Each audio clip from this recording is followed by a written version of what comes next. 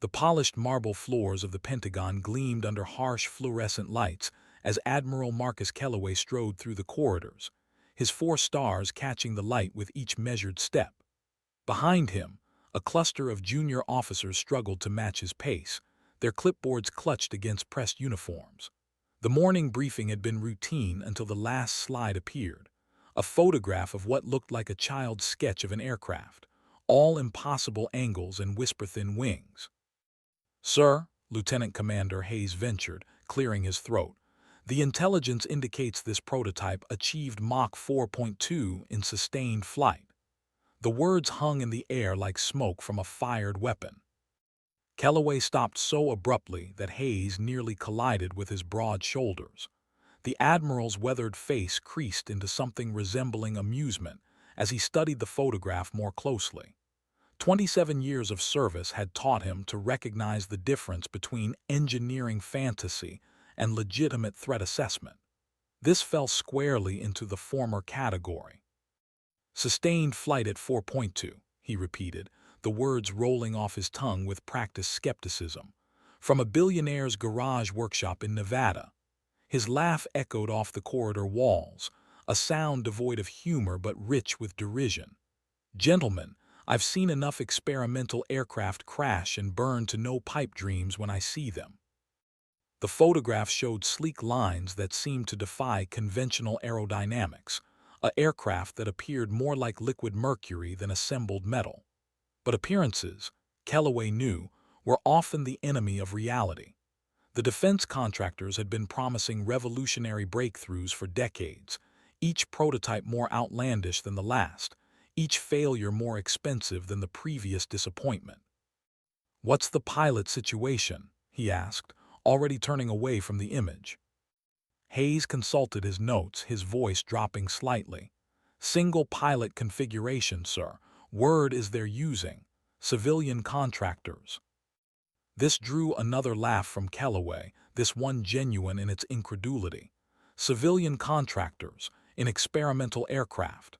He shook his head slowly. "Schedule a demonstration.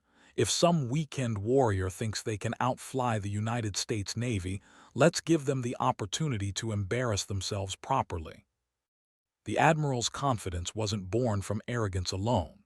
His squadron consisted of the finest pilots the military had ever produced, flying the most advanced fighters in the world. Their FA-18 Super Hornets had been battle-tested in 3 theaters of war, their pilots hand-picked from thousands of candidates. The idea that a privately funded experimental aircraft could pose any legitimate challenge to American military aviation was, frankly, insulting. "Sir," Hayes pressed gently, "the initial reports suggest—" "The initial reports," Kellaway cut him off, "suggested the F-35 would be delivered on time and under budget. Schedule the demonstration, Commander. Let's put this curiosity to rest once and for all." The next morning arrived with the kind of crystalline clarity that made Nevada's high desert perfect for flight testing. Nellis Air Force Base stretched across the landscape like a concrete monument to American air power, its runways shimmering in the early heat. Admiral Kellaway stood in the observation tower, binoculars hanging around his neck, watching his pilots complete their pre-flight checks with military precision. Squadron leader Captain Rick "Thunderbolt" Morrison supervised the preparations with characteristic attention to detail. His call sign had been earned over the skis of Afghanistan, where his aggressive flying style had broken more than one enemy formation. Behind him, 5 additional Super Hornets sat in perfect formation, their pilots running through final systems checks. "Unknown aircraft, this is Nellis Tower," the radio crackled with professional authority. "You are cleared for demonstration approach, runway 27. State your call sign and pilot designation." The response came through crystal clear, but the voice that emerged from the speakers was not what anyone expected. It was female, calm, and carried an unmistakable note of confidence that bordered on casual indifference. "Nellis Tower, this is experimental aircraft Shadowhawk. Call sign Phantom. Request permission for combat demonstration as scheduled." Kellaway frowned. The voice sounded young, almost bored. Through his binoculars, he could make out the approaching aircraft, if it could even be called that. The thing moved through the air with a fluidity that seemed to mock conventional flight dynamics, its surface reflecting the morning sun in ways that made it difficult to track visually. Captain Morrison's voice joined the radio chatter, his tone carrying the barely contained amusement of a professional about to school an amateur. "Phantom, this is Thunderbolt. Hope you brought your parachute because you're about to need it." The response was immediate and delivered with such matter-of-fact clarity that it cut through the morning air like a blade. "Thunderbolt, this is Phantom. Hope you brought your sense of humor because you're about to lose everything else." Kellaway lowered his binoculars, his expression shifting from amusement to curiosity. There was something in that voice, a quality he recognized but couldn't immediately place. It reminded him of the best combat pilots he'd known, that particular combination of skill and composure that only came from facing death and finding it wanting. "All aircraft, this is Tower. You are cleared for demonstration combat exercise. Rules of engagement are visual contact only, simulated weapon systems. Victory condition is target lock for 5 seconds continuous. Good hunting." The words had barely finished transmitting when the world changed forever. The Shadowhawk moved like physics was merely a suggestion rather than a law. Where the Super Hornets required distance and preparation to achieve their maneuvers, this aircraft seemed to dance through the air with impossible grace. It rolled inverted, climbed vertically, then snapped into a horizontal turn that should have torn the wings from any conventional fighter. Captain Morrison's confident voice wavered for the first time. "What the hell, Phantom, how are you pulling those GS?" "Trade secret, Thunderbolt," came the reply, and now Kellaway could hear something else in that voice. Not arrogance, but the quiet confidence of someone who had nothing left to prove to anyone. "Try to keep up."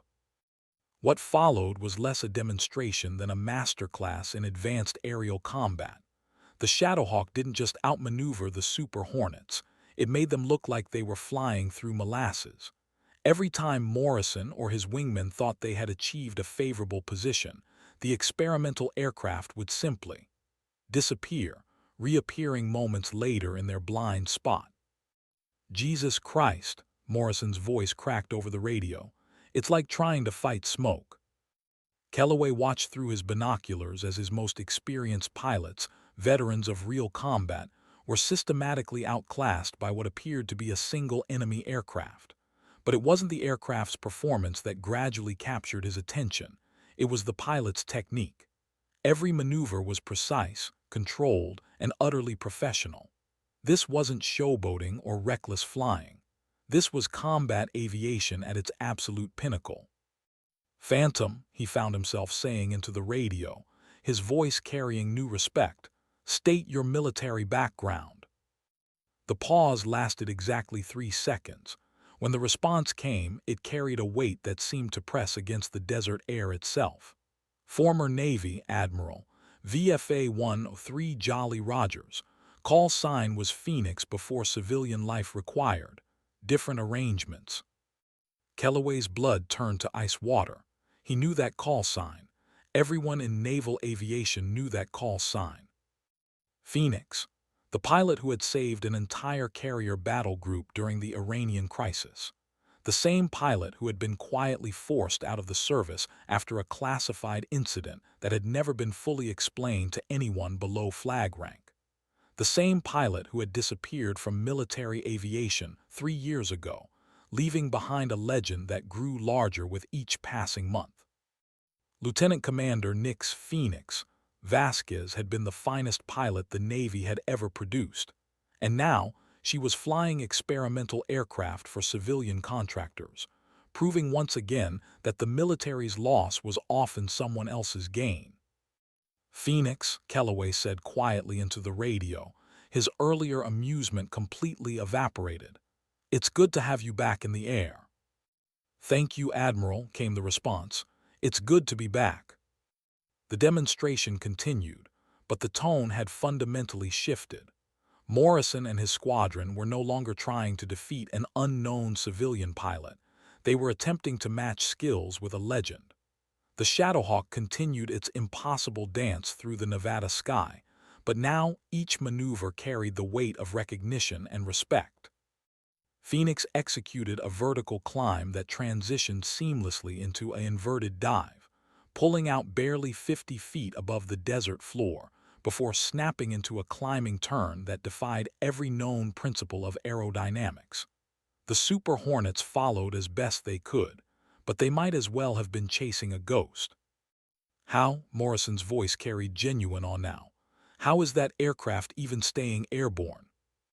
New propulsion system, Phoenix replied, her voice betraying the first hint of pride she'd allowed herself. Something about ion manipulation and electromagnetic field generation. I don't pretend to understand the science, but I understand the flying. Kellaway found himself nodding slowly. Of course, Phoenix would be chosen for this demonstration. If someone had developed revolutionary aircraft technology, they would naturally want the best pilot available to showcase its capabilities. And there was no argument that Phoenix represented the absolute pinnacle of human flying skill. The exercise continued for another 20 minutes, during which time the Shadowhawk demonstrated capabilities that redefined what aircraft could accomplish. It hovered motionless like a helicopter, accelerated like a rocket, turned like a hummingbird, and climbed like it was attached to invisible cables stretching into space. But more impressive than the aircraft's performance was Phoenix's complete mastery of its systems. She flew the revolutionary machine as if she had been born in its cockpit, extracting performance that even its designers probably hadn't imagined possible. Every input was precise, every maneuver executed with the kind of effortless skill that separated true masters from merely competent operators. Phantom, this is Thunderbolt. Morrison's voice had lost all traces of its earlier cockiness. Request permission to call this exercise complete. You've made your point. Copy, Thunderbolt, Phoenix replied, and now her voice carried a note of something that might have been satisfaction. Thanks for the dance. It's been a while since I've had worthy partners. The Shadowhawk began a gentle descent toward the runway, its impossible flight characteristics making even landing look effortless. Kellaway watched through his binoculars as the aircraft touched down with barely a whisper, rolling to a stop with mechanical precision. Tower, this is Phantom. Demonstration complete, requesting permission to taxi to designated parking area. Phantom, this is Tower. Outstanding demonstration. Taxi to Area Bravo 7.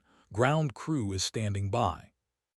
Kellaway set down his binoculars and walked slowly toward the elevator that would take him down to the flight line. 3 years ago, he had sat in a classified briefing room and listened to the circumstances that had led to Phoenix's separation from naval aviation. It had been one of the most difficult decisions of his career, but military discipline demanded certain sacrifices. Now, watching her climb out of the most advanced aircraft he'd ever seen, Kellaway wondered if those sacrifices had been worth it. The military had lost its finest pilot over a matter of principle, and that pilot had clearly found a way to continue serving her country in a different capacity. Phoenix removed her helmet, revealing features that Kellaway remembered from personnel files and award ceremonies. She was smaller than he'd expected, but carried herself with the quiet confidence of someone who had nothing left to prove. Her dark hair was pulled back in a practical ponytail, and her brown eyes held the particular alertness that marked all great pilots. She approached him with measured steps, stopping at appropriate distance and offering a crisp salute despite her civilian status. "Admiral," she said simply. Kellaway returned the salute, then extended his hand. "Phoenix, or should I say Phantom now?" She smiled for the first time since landing, an expression that transformed her entire face. Phantom works for current operations. Phoenix was a different lifetime. The aircraft, Kellaway said, gesturing toward the Shadowhawk. How much of its performance is pilot skill versus technological advancement? Phoenix considered the question carefully. Honestly, sir, about 60-40. The technology is remarkable, but it still requires human judgment and reflexes to unlock its full potential. I've been working with the development team for 18 months, helping them understand what human pilots need from advanced aircraft systems. Kellaway nodded slowly. The implications were staggering. If this aircraft could be produced in numbers, it would fundamentally alter the balance of global air power. America would possess capabilities that no other nation could match, at least until the technology inevitably proliferated. The civilian contractors, he said carefully, how much do they understand about military applications?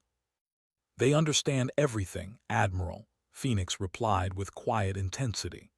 The lead engineer is former Air Force, the project manager is ex-Navy, and the flight test coordinator spent 12 years with NASA. This isn't some garage workshop operation. It's a carefully assembled team of professionals who understand exactly what they're building. Captain Morrison approached them, pulling off his helmet and running fingers through sweat-dampened hair. His expression mixed frustration with genuine admiration. "Phoenix," he said, extending his hand, "that was humbling." She shook his hand warmly. "You flew well, Captain. Your formation maintained discipline even when facing unknown capabilities. That's the mark of good training and better leadership." Morrison laughed, a sound carrying more respect than his earlier amusement. Good training doesn't help much when you're chasing something that rewrites physics every few seconds. "Physics hasn't been rewritten," Phoenix said with a slight smile, "just creatively interpreted." The morning sun climbed higher over the Nevada desert as ground crews swarmed around the Shadowhawk, conducting post-flight inspections and data downloads. Phoenix answered technical questions with professional precision, her responses revealing deep understanding of both the aircraft's capabilities and its limitations. Kellaway watched the interactions with growing appreciation. Whatever had driven Phoenix from military service, she had clearly found a way to continue serving her country's interests. The Shadowhawk project represented a quantum leap in American aerospace capability, and having the nation's finest pilot helping to develop and test such systems was an unexpected strategic advantage. "The next phase," Phoenix said, rejoining the Admiral after completing her technical briefings, involves expanded testing with multiple aircraft. The contractors are prepared to demonstrate squadron-level tactics if the Navy is interested. Kellaway raised an eyebrow. "Multiple aircraft, how many are we talking about?" "Currently, 3 operational prototypes with 2 more in final assembly. Full production capacity could deliver 12 aircraft per month once manufacturing processes are optimized." Phoenix's voice carried the matter-of-fact tone of someone discussing thoroughly analyzed possibilities. The strategic implications hit Kellaway like a physical blow. 12 aircraft per month meant a full squadron every 2 months, multiple squadrons per year. Within 5 years, the Navy could field air superiority capabilities that would render every other nation's air force obsolete. "Cost per unit?" he asked. "Approximately 40% of an F-35, with twice the operational capability and 3 times the mission flexibility." Phoenix's response came without hesitation. "The manufacturing process uses advanced materials and automated assembly techniques that actually reduce production costs compared to conventional aircraft." Morrison whistled softly. 40% of an F-35 budget gets you something that makes Super Hornets look like crop dusters." "That's the theory," Phoenix confirmed. "But theory and practice are different things. That's why we need expanded testing with experienced military pilots." Kellaway found himself facing a decision that would likely define the remainder of his career. The Shadowhawk project offered unprecedented military advantages, but it also represented a fundamental shift in how America approached air superiority. Traditional defense contractors would resist being displaced by newer, more efficient operations. Congressional oversight committees would demand extensive justification for any major procurement changes. And somewhere in the Pentagon's bureaucratic maze, procurement specialists would spend months analyzing every aspect of the program before rendering their cautious recommendations.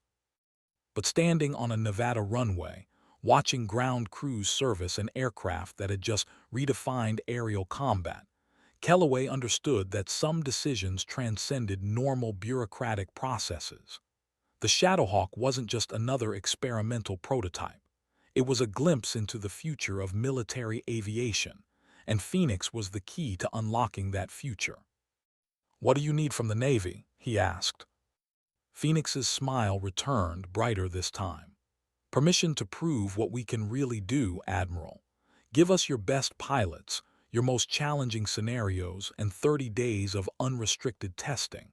If the Shadowhawk can't exceed every performance parameter you set, the project dies quietly and everyone goes back to conventional aircraft. And if it exceeds those parameters, then America maintains air superiority for the next 50 years, and the Navy gets first access to capabilities that other services will spend decades trying to match." Kellaway looked out across the flight line, where his Super Hornets sat like proud but suddenly obsolete monuments to previous generations of military aviation. Change was never easy, especially change that challenged fundamental assumptions about how warfare was conducted. But military leaders who refused to embrace technological advantages inevitably found themselves explaining defeats rather than celebrating victories. 30 days, he said finally. "Full testing protocol, unrestricted scenarios, best pilots we have. But Phoenix, if this goes wrong, if people get hurt because we pushed experimental technology too hard, too fast." "If this goes wrong," Phoenix interrupted quietly, "I'll be the first casualty, Admiral. I'm not asking you to risk other people's lives without risking my own." The words carried weight that settled over the flight line like desert heat. Kellaway recognized the tone. It was the same absolute commitment that had made Phoenix a legend during her naval career. Whatever had driven her from military service hadn't diminished her dedication to protecting American interests. 30 days, he repeated, extending his hand. "Don't make me regret this decision." "You won't, Admiral," Phoenix replied, gripping his hand firmly. "You're about to witness the future of air combat, and it's going to be beautiful."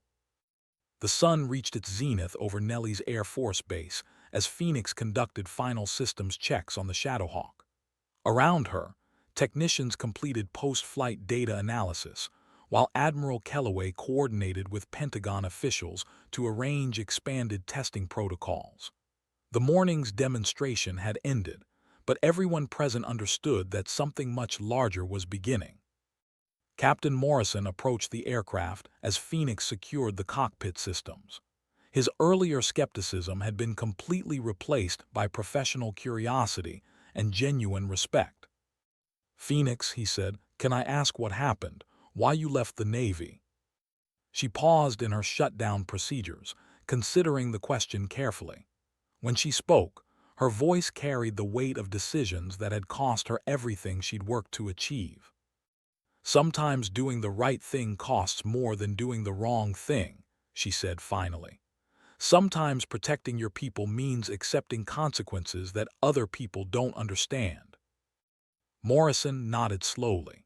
He had served long enough to understand that military careers often ended for reasons that had nothing to do with performance or dedication. Good officers sometimes made decisions that resulted in career-ending consequences, and the best officers were often willing to accept those consequences if it meant protecting the people under their command. "For what it's worth," he said, "the Navy lost a hell of a pilot when you left." Phoenix smiled, but the expression held traces of old pain. "The Navy gained a hell of a weapons system when I found this project. Sometimes things work out the way they're supposed to, even when it doesn't feel that way at the time." She climbed down from the aircraft. removing her flight suit to reveal civilian clothes that somehow made her look even more professional than military uniforms had. Phoenix had found a way to continue serving without wearing the uniform, and the result was more effective than anyone could have anticipated. Admiral Kellaway rejoined them, carrying a tablet filled with preliminary authorization documents. His expression mixed excitement with apprehension, the look of a senior officer who understood that he was about to commit to something that would either enhance his legacy or end his career. "Washington is interested," he announced. "Very interested. We have preliminary approval for expanded testing, with full evaluation protocols and unrestricted access to our best pilots." Phoenix nodded, unsurprised by the response. "When do we start?" "Tomorrow," Kellaway replied. "We're recalling Squadron VFA 103 from their current deployment. Seemed appropriate, given your history with them." The words hit Phoenix like unexpected turbulence.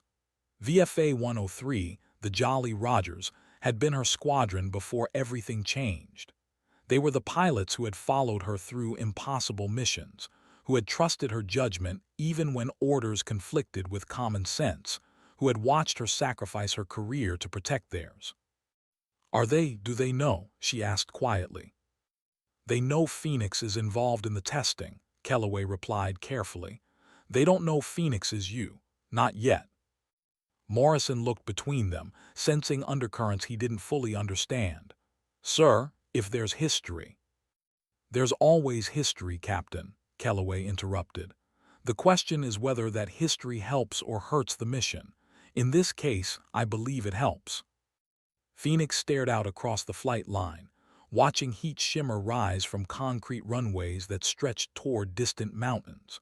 Tomorrow, she would face pilots who had once followed her into combat, pilots who believed she had abandoned them for civilian opportunities. They would have to learn that she had never stopped fighting for the same things they fought for, only from a different position. "Admiral," she said finally, "there are things about my separation from the Navy that those pilots don't know, things that were classified above their clearance levels."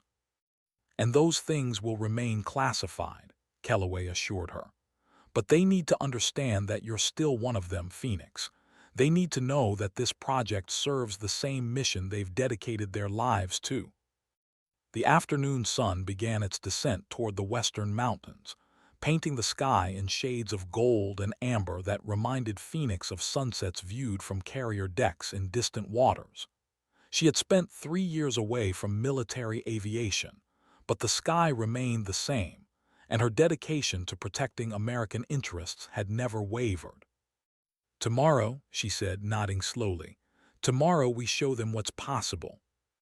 The next morning arrived with the kind of clear, cold air that made high-altitude flying a pure pleasure. Phoenix arrived at the flight line before dawn, conducting her pre-flight checks by the light of maintenance floods, while ground crews prepared for what everyone understood would be a historic day of testing. The Jolly Rogers squadron had arrived during the night, their FA-18 Super Hornets forming a perfect line on the tarmac. Phoenix recognized the aircraft numbers, the personal markings, even the small modifications that individual pilots had made to optimize their machines. These were her people, flying her aircraft, preparing for missions she had once planned and led. "Phantom, this is Nellie's operations," the radio crackled as Phoenix completed her system's initialization. "VFA 103 is ready for briefing. Report to Building 447 for tactical overview." Phoenix checked her watch, 0630 hours, exactly when military briefings always began. Some things never changed, regardless of technology or circumstances.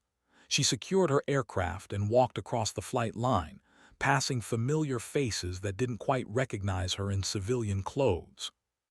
Building 447's briefing room held exactly the atmosphere she remembered, focused professionalism mixed with the particular tension that preceded challenging missions.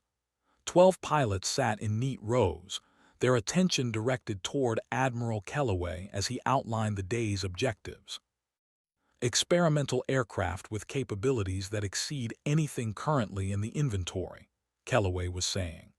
Your job is to evaluate those capabilities under realistic combat conditions and provide honest assessments of operational potential.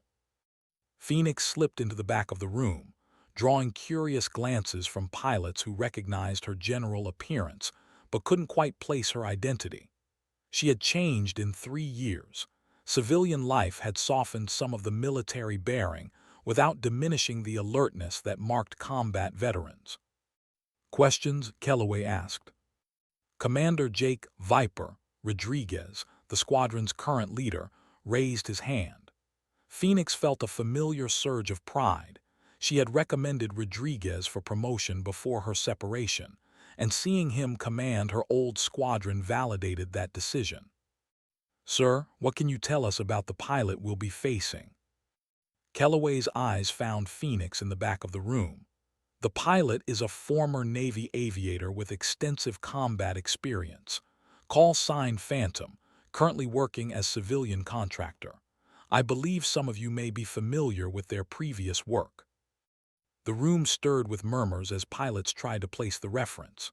Phoenix recognized most of the voices: Lieutenant Commander Sarah "Torch" Kim, Lieutenant Brad "Icebox" Thompson, Lieutenant Commander Maria "Sidewinder" Vasquez.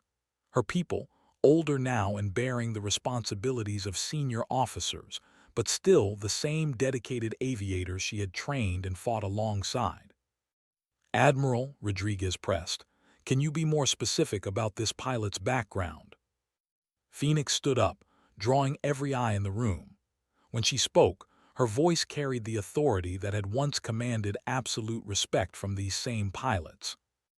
VFA 103, she said clearly, this is your former squadron commander. Call sign Phoenix. It's good to see you all again. The silence that followed lasted exactly 10 seconds. Then Rodriguez shot to his feet, his face cycling through surprise, disbelief, and something that might have been joy. Phoenix, he said, crossing the room in quick steps. Jesus Christ, we thought, everyone said you had left military aviation entirely. I did, Phoenix replied, accepting his handshake and the grins of pilots who were rapidly surrounding her. But military aviation hasn't left me.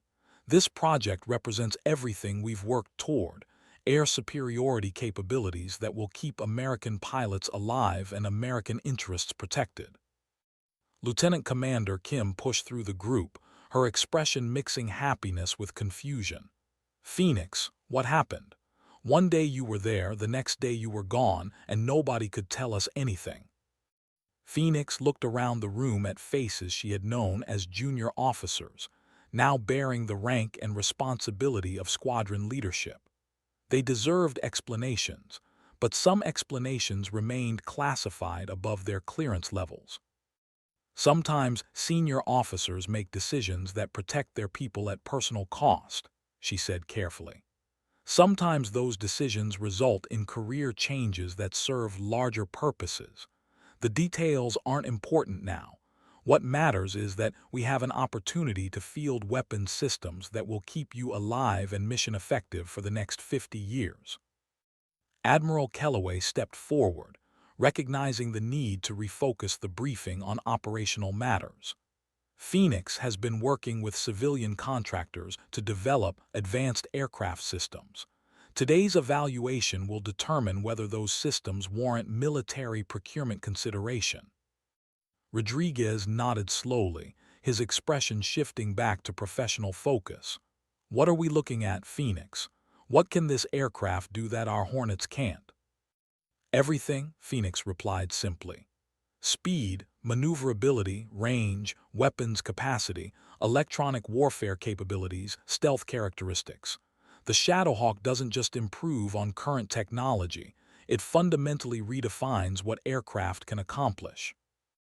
The briefing continued for another 30 minutes, covering tactical scenarios, safety protocols, and evaluation criteria. Phoenix answered technical questions with the same precision she had once brought to mission planning, But now her answers carried the additional authority of someone who had actually flown the revolutionary aircraft.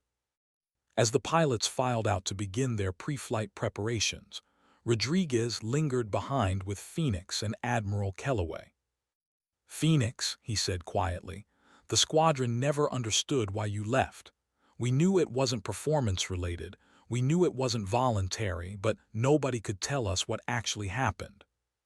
Phoenix met his gaze steadily. "What happened was that I made a decision to protect my people, and that decision cost me my military career. What's happening now is that I've found another way to protect those same people, using capabilities that didn't exist 3 years ago. And you can't tell us more than that." "Classification levels haven't changed, Jake," Phoenix replied, using his given name for the first time. "But I can tell you that everything I've worked toward is represented in that aircraft sitting on the flight line. Trust me when I say that today's evaluation will exceed every expectation you have." Rodriguez extended his hand again, gripping hers firmly. "We've got your back, Phoenix. Whatever this is about, whatever you're trying to prove, VFA 103 is ready to help." "I know," Phoenix replied. "That's why this is going to work."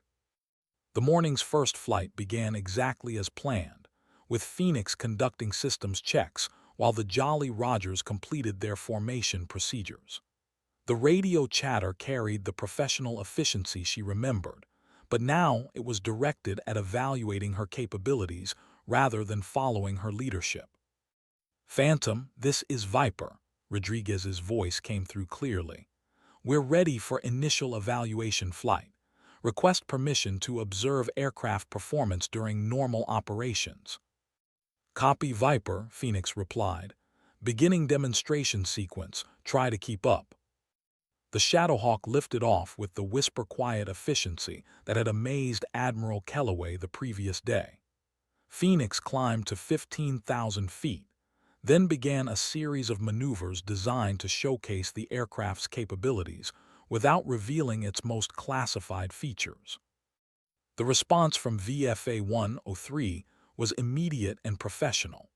Phoenix could hear the intake of breath over radio communications as the Shadowhawk demonstrated impossible turning radii, vertical climbs that defied thrust-to-weight calculations, and acceleration curves that belonged more to rockets than aircraft. "Jesus," came Torch's voice over the radio. "Phoenix, how are you pulling those maneuvers without losing consciousness?" "New pilot support systems," Phoenix replied, rolling inverted and climbing vertically for 3,000 feet before snapping into level flight. "The aircraft manages G-forces automatically, keeping the pilot conscious and responsive throughout the entire flight envelope." She executed a series of combat maneuvers that would have been suicidal in conventional aircraft, each one performed with the casual precision of someone demonstrating routine capabilities. The Jolly Rogers followed as best they could, but their Super Hornets might as well have been training aircraft compared to the Shadowhawk's performance. "Phantom, this is Icebox," came Lieutenant Thompson's voice. "Request permission to attempt intercept run." "Granted, Icebox," Phoenix replied. "Good luck." What followed was a masterclass in advanced aerial combat that left no doubt about the Shadowhawk's superiority. Thompson was an excellent pilot flying an excellent aircraft, but he was attempting to engage something that operated by completely different rules. Every time he achieved what should have been a favorable position, Phoenix would simply accelerate beyond his ability to follow, or turn inside his turning radius, or climb above his service ceiling. "Break off," Thompson finally called. "This isn't a fair fight." "No," Phoenix agreed. "It's not, that's the point." The demonstration continued for 2 hours, during which time Phoenix systematically demonstrated capabilities that redefined air-to-air combat. The Shadowhawk could engage multiple targets simultaneously, maintain situational awareness across vast areas of airspace, and deliver precision strikes while remaining effectively invisible to conventional detection methods.